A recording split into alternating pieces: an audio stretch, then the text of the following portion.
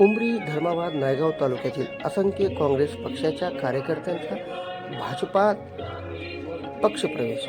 नांदेड जिल्ह्यातील शेतकरी नेते तथा उद्योजक मारुतराव पाटील कवळे गुरुजी यांनी मुंबई येथील भाजपाचे प्रदेशाध्यक्ष चंद्रशेखर बावनकुळे व माजी मुख्यमंत्री तथा राज्यसभा खासदार अशोकराव चव्हाण यांच्या प्रमुख उपस्थितीत भाजपा पक्ष कार्यालयात पक्षप्रवेश केल्यानंतर कवळे गुरुजी यांचे कट्टर समर्थक सर्व कार्यकर्ते यांनी माजी मुख्यमंत्री तथा राज्यसभा खासदार अशोकराव चव्हाण, लोकसभा खासदार प्रताप पाटील चिखलीकर, आमदार राजेश पवार, माजी आमदार ओमप्रकाश पोकर्णा, माजी आमदार अमरनाथ राजूरकर, उद्योजक मारुतराव पाटील कवळे गुरुजी, राजेश कुंटूरकर, शिवराज पाटील होटाळकर, श्रावण पाटील भिलवंडे, बालाजीराव बच्चेवार, विक्रम देशमुख तळेगावकर, किशोर देशमुख, प्रवीण गायकवाड, गजानन शेळके, रवींद्रांना पोटकटीवार, अशोकराव पाटील मुगावकर, सुधाकर देशमुख, अमोल ढगे, सुभाष पेरेवार, राजू पाटील, गजानन श्रीरामवार, किशोर पाटील लगुटकर, मुसळे, मारुतराव शंकतीर्थकर, संदीप पाटील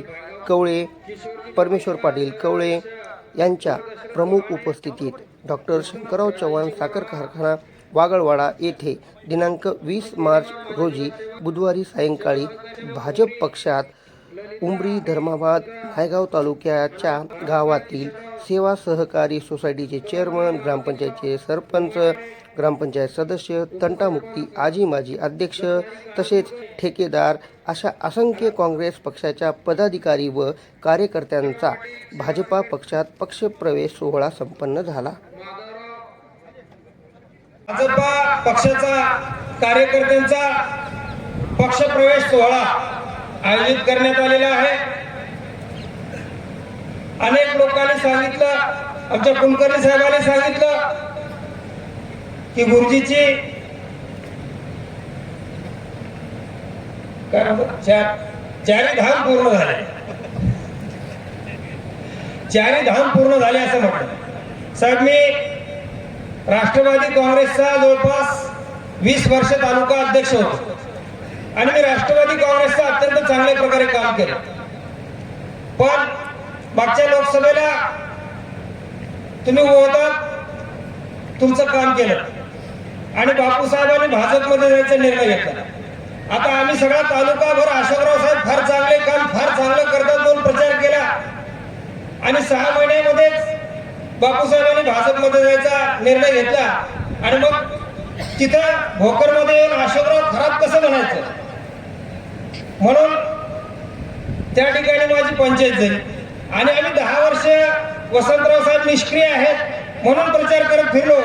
मग आता काँग्रेसमध्ये राहायचं तर वसंतराव साहेबांचा प्रचार कसा करायचा आणि त्यामुळं माझ्यापुढे पर्याय नव्हता आणि म्हणून अनेक मुस्लिम बांधव आले, दलित बांधव आले आणि अनेकांनी मला विनंती केली की गुरुजी बोले आपल्याला एकच पक्ष आहे वंचित आघाडी आणि मग आपण वंचित आघाडीमध्ये जाऊ आणि आपण तुमचं एवढं मोठं काम आहे आणि मग एवढं प्रचंड तुमचं काम असताना, एवढ्या तरुणांच्या हाताला काम दिलेलं असताना, आज एवढ्या शेतकऱ्याला आपण न्याय दिलेला असताना मग आपण मागे हटायचं नाही अशा प्रकारची भूमिका अनेक तरुणांनी माझ्यापुढे मांडली आणि मी तो निर्णय घेतला.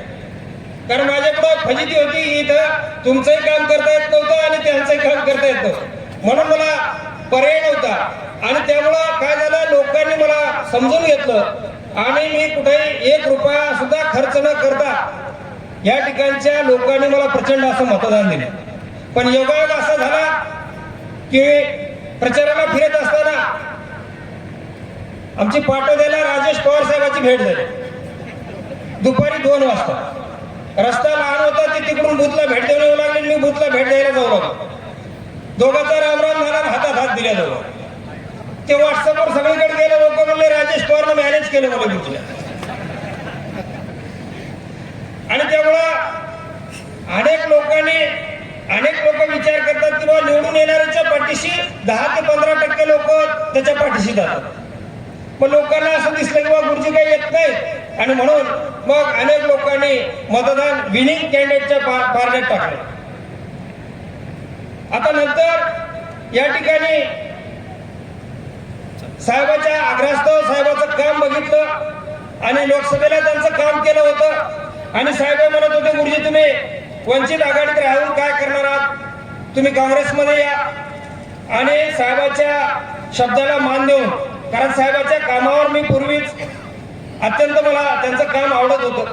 कारण आपण विचार करा, या नांदेड जिल्ह्यामध्येच नव्हे तर ह्या मराठवाड्यामध्ये शंकरराव चव्हाण साहेबांनी प्रचंड असं मोठं काम केलं की जे कुठंच होऊ शकत नाही. एवढं मोठं काम केलं की हा आमचा मराठवाडा अत्यंत दुष्काळग्रस्त असलेला मराठवाडा, खरं म्हणजे ह्या मराठवाड्यामध्ये प्रचंड अशी भौगोलिक क्षमता आहे आणि ही भौगोलिक क्षमता आदरणीय शंकरराव चव्हाण साहेबांनी हेरली आणि त्यांनी या ठिकाणी पैठणला धरण बांधलं, विदर्भामध्ये धरण बांधलं, 200 किलोमीटर वर धरण बांधून नांदेड जिल्ह्यातले 8 तालुके सिंचनमय केले. प्रचंड असं शेतकऱ्याच्या शेतीला पाणी आल्याशिवाय विकास होऊ शकत नाही आणि मग एवढं प्रचंड असं मोठं काम केलं. त्याच्यानंतर अशोकराव चव्हाण साहेब मुख्यमंत्री झाले. अशोकराव चव्हाण साहेबांनी सुद्धा या जिल्ह्यामध्ये प्रचंड असं मोठं काम उभा केलं आणि म्हणून असं नेतृत्व खरं म्हणजे आपल्याला एक पिढी घालवावी लागते, कुठंतरी मग 100 वर्षाला एखादं नेतृत्व मिळत असते. नांदेड जिल्ह्यातली आपण मंडळी अत्यंत भाग्यवान आहोत की आपल्याला अशोकराव साहेबांसारखं अत्यंत अभ्यासपूर्ण काम करणारं खंबीर नेतृत्व आपल्याला लाभलेलं आहे आणि म्हणून मी काँग्रेसमध्ये प्रवेश केला, अशोकराव साहेबांचं काम केलं आणि काँग्रेस पक्ष वाढवण्यासाठी आम्ही इथं साहेबाच्या आदेशाने मी बँकेला उभं टाकलो. बँकेची निवडणूक लागली, मी गोरटेकर साहेबांसोबत होतो. काँग्रेस पक्षाच्या फक्त 5 सेवा सहकारी सोसायटी होत्या उमरी तालुक्यामध्ये. साहेब मला काँग्रेसकडून उभं टाका बोलतो. आता 5 सोसायटी आणि काँग्रेसकडून उभं टाकायचं. तुला पक्षाचा आदेश म्हणजे मान्य केला पाहिजे, कारण नेता सांगतो तर नेत्याचं जर आपण ऐकलं तर पक्ष व्यवस्थित चालू शकतो, नाहीतर मग तिथं कार्यकर्त्यांनी माघार घेतली तर तो कार्यकर्ता नसतो. आणि म्हणून सेनापतीने आदेश दिला, सैन्यानं तिथं पूर्णपणे ताकदीने लढाई लढायची असते आणि मी त्या ठिकाणी लढाई लढत असताना आमच्या काँग्रेसच्याच पक्षाने आमचा घात केला. काँग्रेसच्या लोकांनी बँकेला मला 2 मतानं पाडलं आणि मग आता म्हणू लागले की बाबा तुम्हाला खासदारकीची तिकीट देतो, तुम्ही उभं टाका काँग्रेसकडून. मित्र विचार करा, आपण जर खासदारकीला उभं टाकलं तर ही मंडळी बँकेला आपल्याला निवडून येऊ देत नाहीत पक्षातली मंडळी, मग आपल्याला खासदारकीला किंवा आमदारकीला मदत करतील का हा विचार तुम्ही केला पाहिजे. आणि म्हणून आपल्यापुढे पर्याय नव्हता आणि अशोकराव साहेबांनी जो निर्णय घेतला तो निर्णय भाजपमध्ये जाण्याचा घेतला. आणि भाजपमध्ये कशामुळे गेले साहेब? आज अनेक मंडळी म्हणतात की अशोकराव साहेबांच्या मागे ईडी लागली म्हणून अशोकराव साहेब भाजपमध्ये गेले. मित्र, हा असा प्रकार नाही, कारण मी त्यांच्या जवळ नेहमी असतो. यामध्ये कारण असं आहे की अशोकराव साहेबांनी बघितलं काँग्रेसमध्ये काम करत असताना अशोकराव साहेब या ठिकाणी काँग्रेसचे 2 वेळेस मुख्यमंत्री होते, प्रदेश अध्यक्ष होते, पण नंतर प्रदेश अध्यक्ष या ठिकाणी बदलले आणि एवढ्या मोठ्या माणसाला तिथं काम करत असताना त्यांच्या मनात कुठल्या गोष्टी होत नव्हत्या, कुचंबना होत होती. आणि दुसरी गोष्ट, ह्या देशामध्ये काम करत असताना आदरणीय ह्या देशाचे पंतप्रधान नरेंद्रभाई मोदी यांनी जे देशामध्ये काम केलं, नितीनजी गडकरी साहेबांनी जे ह्या देशामध्ये काम केलं, हे प्रचंड असं मोठं काम आहे. आज आपल्याला माहिती आहे आमचा नायगाव विधानसभा मतदारसंघ, या ठिकाणी नायगावला जायला आम्हाला रस्ता नव्हता साहेब, प्रचंड अडचणी होत्या. गडकरी साहेबांनी मोठ्या प्रमाणामध्ये रस्ते टाकले. तुम्ही बांधकाम मंत्री झालात, तुम्ही सुद्धा हा जो खंदपूर्ती रस्ता आहे तुमच्या माध्यमातून तयार झाला. आमचा हा लोगाव ते तामसा हा उमरीहून जाणारा रस्ता आपल्या माध्यमातून तयार झाला. अनेक रस्त्याची कामं तुमच्या माध्यमातून झाली. आज आमच्या गंगापट्टीला प्रचंड अडचण होती. गंगापट्टीचा आमचा अत्यंत महत्वाची जीवनवाहिनी असलेला रस्ता नांदेडून आपण धर्माबाद पर्यंत सिमेंट रोड मंजूर केला. आज आमच्या गंगापट्टीच्या शेतकऱ्याला प्रचंड अडचण होती. गोदावरीमध्ये प्रचंड पाणी आहे. आज बॅरेजेस झाल्यामुळे पूर्ण पाण्याची तिथं कारखाना इथं चालू आहे, पण रस्ताच नव्हता. अशा परिस्थितीमध्ये आपण जवळपास 1300 करोड रुपये मंजूर करून ह्या रस्त्याचा प्रश्न सोडवला आणि एवढे महत्वाचे प्रश्न आपण सोडवलात. या जिल्ह्यासाठी सतत आपण कुठेही जरी असलात अनेक प्रश्न सोडवण्यासाठी आपण प्रयत्नशील असता आणि म्हणून आपण जिथे गेलात तिथं आम्ही अशी भूमिका घेऊन नंतर आम्ही तुमच्यासोबत भाजपमध्ये आलो. पण या ठिकाणची लोक वेगवेगळ्या या ठिकाणी गुरुजीचे 4 धाम कंप्लीट झाले अशा प्रकारची भूमिका घेऊन कोणी व्हॉट्सअपवर वगैरे विरोधी मंडळी म्हणतात, म्हणू द्या, विरोधक सुद्धा असला पाहिजे, कारण ताक घुसळल्याशिवाय लोणीवर येत नाही. कोणी वाईटही म्हणलं पाहिजे, कोणी चांगलंही म्हणलं पाहिजे, पण खरं ते खरं हे उपस्थित होत असते. या ठिकाणी आदरणीय खासदार साहेब आहेत, प्रतापरावजी पाटील साहेब. मी इमानदार आणि सच्चा कार्यकर्ता आहे. मी बापूसाहेब गोरटेकरांपाशी होतो. अशोकराव साहेबांनी मला अनेक वेळेस प्रलोभन दिले, बा तुम्ही आमच्याकडे या फुटा म्हणून, पण मी कधी फुटलो नाही. इमाने इतबारे काम केलं. ज्यावेळेस अशोकराव साहेब उभे टाकले होते त्यावेळेस प्रताप पाटलांनी मला फोन केला, गुरुजी तुम्ही आमचे पाहुणे, आम्हाला मदत करा. पण मी म्हणलं साहेब मी मदत करू शकत नाही, मला माफ करा. साहेबांची मंडळी आली होती आमच्या घरी, आम्ही त्याला साडी चोळी करून पाठवलं, पण आम्ही बेमानी केली नाही. कोणाजवळ आयुष्यात कधी 1 रुपया घेतला नाही. ज्याचंही काम करायचं त्याचं इमानदारीने काम करायचं, बेमानी आयुष्यामध्ये करायची नाही. खोटं कुणासोबत बोलायचं नाही, कुणाचा 1 रुपया भ्रष्टाचार करायचा नाही. कुणाची गाडी सुद्धा मी कधी वापरली नाही, डिझेल सुद्धा कधी वापरलं नाही. जे काय करायचं कष्टाने आणि मेहनतीतून करायचं. व्याजानं पैसे अनेकाचे काढले असतील, पण कुणाचा 1 रुपया व्याज कमी करा असं म्हटलेलं नाही. एवढं जे मी सगळं उभारलं त्या जनतेच्या आशीर्वादाने उभारलंच आहे. अनेकांनी मला मदत केली. ओम शेठ पोकरला त्यावेळेस भाजपमध्ये, कुठल्या पक्षात होतात साहेब तुम्ही तेव्हा? त्यावेळेस ते एका पक्षात, मी एका पक्षात होतो. मी राष्ट्रवादीमध्ये होतो. मी गोळ कारखाना उभं करू लागलो होतो. मला पैसे कमी पडले. पोकरला साहेबांना माझ्या गाडीमध्ये पुण्याला आले, रात्रभर प्रवास केला. आता ते मारवाडी समाजाचे, मी मराठा समाजाचा, त्यांचा पक्ष वेगळा, माझा पक्ष वेगळा, काही संबंध नव्हता. पण त्या माणसानं माझ्यासाठी पुण्याला येऊन तिथल्या GM ला भेटलं, युनियन बँकेच्या, आणि माझं लोन मंजूर करण्यासाठी प्रयत्न केले. अशा अनेक लोकांचे उपकार आपल्यावर आहेत. साहेबांनी मला बोलून घेतलं, अशोकराव साहेबांनी, आणि हा कारखाना देण्यासाठी त्यांनी त्या ठिकाणी मला बोलून घेतलं. मला अनेकांनी म्हटले की हे भंगार आहे, कशाला घ्यायला गुरुजी, चांगलं होते का हे? मी म्हणलं की मला झोप येत नाही, कारण एवढी मोठी ही वास्तू ही जर बंद असेल तर आमचा ह्या भागातला शेतकरी कसा सुधारणार आहे? शेतकरी जर सुधारायचा असेल तर साखर कारखाना त्या भागामध्ये असणं अत्यंत आवश्यक आहे. आमच्या तरुणांच्या हाताला जर काम मिळायचं असेल तर कारखानदारी चालणं अत्यंत आवश्यक आहे. साहेब आमच्या भागामध्ये आज उमरी, धर्माबाद, नायगाव तालुक्यामध्ये 500 ट्रॅक्टर्स आहेत. म्हणजे 500 तरुणांच्या हाताला काम मिळालेलं आहे. अनेक त्यांच्याकडे 500 ड्रायव्हर झाले, त्यांच्याकडे 10 लेबर झाले. ही एवढी मोठी ताकद या कारखानदारीमध्ये. दरवर्षी जवळपास 250 ते 300 कोटी रुपये या ऊसाच्या माध्यमातून प्रत्येक घराघरामध्ये जातात. कर्मचाऱ्याचा पगार साहेब मी या ठिकाणी महिन्याला 2 करोड रुपये कर्मचाऱ्यांचा पगार मी करतो. मला कुठलं अनुदान मिळत नाही, काही नाही. हे सगळं करत असताना मी या भागातल्या लोकांसाठी करतो. रात्रंदिवस मेहनत घेऊन या भागाला पुढे नेण्याचं स्वप्न मी बघितलं, या भागातल्या शेतकऱ्याला पुढे नेण्याचं स्वप्न बघितलं. आणि म्हणून साहेबांसारखं जर खंबीर नेतृत्व असेल तर त्यांच्या पाठीशी आपण सगळ्यांनी जर राहिलं, त्यांचे हात बळकट केले तरच आपला भाग पुढे जाणार आहे, सुजलाम सुफलाम होणार आहे. आज आदरणीय प्रतापरावजी पाटील आहेत, राजेशजी पवार आहेत. राजेश पवार साहेबांनी सुद्धा आपल्या भागामध्ये प्रचंड असा निधी आणला. राहिलेले रस्त्याचे प्रश्न सोडवले, रस्त्याची कामं झाली. आम्ही विरोधात होतो एकमेकाच्या, तरी पण त्यांनी विरोध केला. आम्ही तत्वाचा विरोध केला. कधी आम्ही वैयक्तिक लेवलला कधी बोललेलो नाही. कुणाचाही विरोध करायचा, राजकारणामध्ये विरोध करावा लागतो, पण विरोध तत्वाचा असला पाहिजे. आणि म्हणून आज जर आपल्या जिल्ह्याला पुढे न्यायचं असेल, आपल्या भागाला पुढे न्यायचं असेल तर अशोकराव साहेबांच्या नेतृत्वाखाली आपल्याला सगळ्यांना प्रतापरावजी चिखलीकर साहेबांना प्रचंड मताधिक्याने निवडून आणावं लागणार. या ठिकाणी कुठलाही तुझा भाग किंतु परंतु मनामध्ये न ठेवता आपल्याला ताकदीने सगळ्यांना या ठिकाणी ताकदीने उभं टाकावं लागणार आहे. साहेब या ठिकाणी प्रश्न आहे, अनेक लोकांच्या मनामध्ये प्रश्न आहे मराठा समाजाच्या आरक्षणाचा. आणि या आरक्षणाच्या बाबतीमध्ये सुद्धा आपण या ठिकाणी महाराष्ट्र राज्यामध्ये मराठा आरक्षणाचे समन्वयक म्हणून होतात. पण समन्वयक असताना सुद्धा त्या ठिकाणी केंद्रामध्ये सरकार आपलं नव्हतं. तुम्ही राज्यामध्ये जरी असलात, केंद्रामध्ये सरकार आपलं नव्हतं, त्यामुळे हा प्रश्न सोडवणं आपल्याला अवघड गेलं. पण आज काल तुम्ही येत असताना जरांगे पाटलाची भेट घेऊन आलात. जरांगे पाटलाचा मुद्दा रास्त आहे. या विषयावर सुद्धा चर्चा झाली पाहिजे आणि हे तुम्हाला सगळं ह्याचं ज्ञात आहे. आणि ह्या संदर्भात आपण जरांगे पाटलासोबत चर्चा केली. हा प्रश्न सोडवण्याचं तुम्हाला सगळ्या या ठिकाणी कल्पना आहे.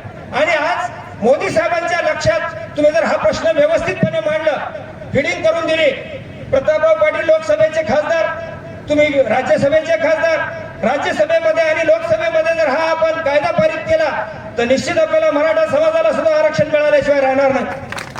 आणि म्हणून आपल्याला आरक्षणाची लढाई सुद्धा लढायची आहे. या ठिकाणी आरक्षणाची लढाई लढत असताना आपल्याला कुठेतरी कायद्याच्या बाबतीचा विचार करून कायद्याने आपल्याला तो आरक्षण पारित करून घ्यायचं आहे. नुसतं भावनेमध्ये जाऊन आपल्याला हे होणार नाही. आणि ह्या सगळ्या आरक्षणाच्या बाबतीतला अभ्यास आदरणीय अशोकरावजी चव्हाण साहेबाला आणि प्रतापराव साहेबांची आणि अशोकराव साहेबांची जोडी जर त्या ठिकाणी दिल्लीमध्ये जर गेली तर निश्चित हा प्रश्न त्या ठिकाणी मार्गी लावतील अशी आम्हाला आशा आहे. आणि म्हणून आमच्या मराठा समाजाच्या मंडळींनी मनामध्ये किंतु परंतु न ठेवता, कुणाचे भूलथापाला बळी न पडता, या ठिकाणी आपण मनामध्ये कुठली शंका न ठेवता आपल्या मराठ्याच्या आरक्षणासाठी जर आपल्याला हा प्रश्न निश्चित साहेब धसायला लावतील, पण आपल्या भागाचा विकासही करायचा आहे. आज विचार करा, उमरी भागातले साहेब, आमच्या उमरी भागातला अर्धा तालुका अजून कॅनलचं पाणी मिळालेलं नाही. उमरी भागातला वरच्या भागात आमचे बितनाळ वगैरे गाव आहेत, तिकडे वरचे त्या वरच्या भागाला कॅनल गेलेलं नाही. उपसा सिंचन योजनेअंतर्गत आपण ते गाव सुद्धा सिंचन करता येऊ शकतात, कारण आज गोदावरीमध्ये आमच्या प्रचंड पाणी साठून आहे, पण ह्या पाण्याचा एक पैशाचा उपयोग नाही. आणि आज आमदार साहेब विधानसभेमध्ये आहेत, आमदार साहेबांच्या माध्यमातून असेल, तुमच्या माध्यमातून असेल, खासदार साहेबांच्या माध्यमातून असेल आणि या सगळ्या मंडळीच्या माध्यमातून असेल, आपल्याला हे प्रश्न सोडावे लागतील. आमच्या शिवराज पाटलांनी सुद्धा मागे प्रश्न उपस्थित केला होता, साहेब आपल्याला गोदावरीचं पाणी जर मन्याडच्या खोऱ्यामध्ये जर नेऊन सोडलं तर पूर्ण नायगाव तालुका, बिलोली तालुका, तिकडं आपला देगलूर तालुका आणि पलीकडचे सुद्धा लातूर जिल्ह्यातले अहमदपूर तालुका असेल, पलीकडचा उदगीर तालुका असेल, ह्या सगळ्या तालुक्याला त्या गोष्टीचा फायदा होणार आहे. आणि निश्चित सिंचनाच्या बाबतीमध्ये भाजप सरकार नदीजोड प्रकल्पामध्ये आघाडीवर आहे आणि सिंचनाशिवाय आमचा शेतकरी सुखी होऊ शकत नाही. आता रोडच्या बाबतीमध्ये बऱ्यापैकी कामं झालीच आहेत, पण सिंचन आणि विद्युताचा प्रश्न आहे, हा प्रश्न सुद्धा आपल्याला या ठिकाणी लक्ष द्यावं लागणार आहे. आणि म्हणून आपण काम करू शकता, म्हणून आमच्या उमरी तालुक्यातल्या जवळपास 70% ग्रामपंचायती आणि सोसायटीचे सरपंच आणि चेअरमन या ठिकाणी आलेले आहेत. नायगाव तालुक्यातले अनेक सरपंच चेअरमन या ठिकाणी आलेत, आमच्या धर्माबाद तालुक्यातले अनेक सरपंच चेअरमन या ठिकाणी आलेत. आणि आज काँग्रेस मधले अनेक मंडळी आज आपल्या या ठिकाणी कामावर विश्वास ठेवून भाजपमध्ये पक्षप्रवेश करणार आहेत. आणि निश्चित आपण हा सगळा मुद्दा लक्षात घेऊन या भागाच्या विकासासाठी कटिबद्ध राहाल, प्रचंड काम कराल ही आम्हाला खात्री आहे. आणि म्हणून आपल्याला विकासासाठी मी साहेबाला कुठली आट घातली नाही किंवा साहेबांनी सांगितलं गुरुजी तुमची काही मागणी आहे का, आज मागून आपण कुठं जायचं नसते, साहेबाच्या मागे लागून आपण हक्कानं कामं करून घ्यायची असतात, या भागातले शेतकऱ्याचे प्रश्न सोडून घ्यायचे असतात. आणि म्हणून आपण या भागातल्या अनेक प्रश्न आहेत. धर्माबाद तालुक्यामध्ये साहेब आमचं कॅनल अजून पुढे गेलं नाही, कॅनलच्या बाबतीमध्ये सुद्धा पूर्ण धर्माबाद तालुका सिंचनमय झाला पाहिजे, यासाठी सुद्धा आपण लक्ष दिलं पाहिजे. नायगाव तालुका पूर्ण सिंचनमय होऊ शकतो. बळेगावची उपसा योजना अजून व्यवस्थित कार्यान्वित झाली नाही, त्याकडे सुद्धा आपल्याला लक्ष द्यावं लागणार आहे. तर आमचा हा नायगाव विधानसभा मतदारसंघ खूप पुढे जाऊ शकतो आणि निश्चित आपण ते कराल एवढीच अपेक्षा या ठिकाणी करतो. आपला जास्तीचा वेळ न घेता पुनश्च एकदा मी सर्वांना विनंती करतो की आपण सर्वांनी आदरणीय आपल्या भागाचं खंबीर असं नेतृत्व अशोकरावजी चव्हाण साहेबांच्या नेतृत्वावर विश्वास ठेवून या ठिकाणी आपल्या या भागाचे कर्तबगार आणि तडफदार जे खासदार आहेत, खासदार साहेबांच्या पाठीशी आपण ताकद उभी करावी आणि प्रचंड मताने लोकसभेला आदरणीय प्रतापरावजी चिखलीकर साहेबाला निवडून द्यावं एवढीच मी तुम्हाला कळकळीची आणि नम्रतेची विनंती करतो. मनामध्ये कुठली किंतु परंतु शंका ठेवायची नाही. लोक वेगवेगळी दिशाभूल करतील, या दिशाभूलला बळी न पडता आपण काही जणांचं म्हणणं आहे अशोकराव साहेब त्यावेळेस एकमेकाच्या विरोधात होते आणि आता मग अशोकराव साहेब प्रतापराव साहेबाला काही वेगळं करू शकतील, हे कुठेही असं होऊ शकत नाही. चुकीचं कुणी काही पसरवतील तर असं काहीच होणार नाही. आणि या ठिकाणी प्रतापराव पाटलाला निवडून आणण्याची जिम्मेदारी अशोकराव साहेबांनी घेतलेली आहे आणि निश्चित आपण सगळ्यांनी प्रतापरावजी पाटील साहेबांना प्रचंड मताधिक्याने अशोकराव साहेबांचे गेल्या वर्षीचे मतदान आणि प्रतापराव पाटलाचं मतदान दोघांच्या बेरजेच्या हिशोबाने आपल्याला मतदान देऊन महाराष्ट्रातल्या सगळ्यात उच्चांकी लीडनं आपला खासदार निवडून आला पाहिजे एवढी आपण काळजी घ्यावी एवढीच कळकळीची आणि नम्रतेची विनंती करतो आणि थांबतो. जय हिंद, जय महाराष्ट्र.